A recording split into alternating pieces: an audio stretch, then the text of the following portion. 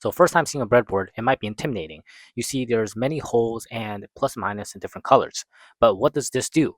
So the whole goal of breadboard is to help you connect and basically replace wires. So this right here, there's mainly two sections. One section is all connected horizontally, like this section. And the other section is for power. That's why you see plus and minus.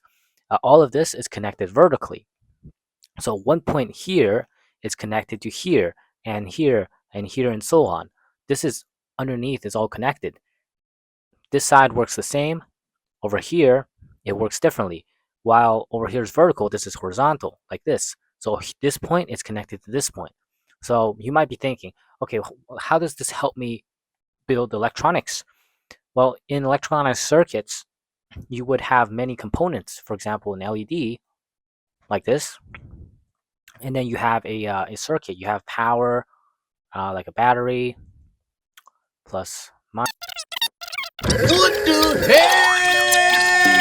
Oh my god, no way! Let me do a demonstration. Okay, so I built a circuit demonstrating my point. So as you can see, this is without a breadboard.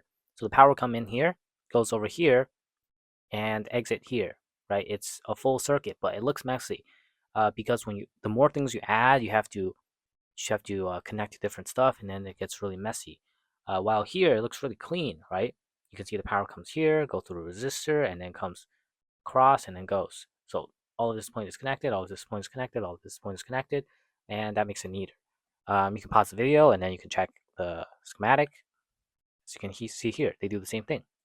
But it's a lot neater and a lot easier to visualize and troubleshoot. Thank you.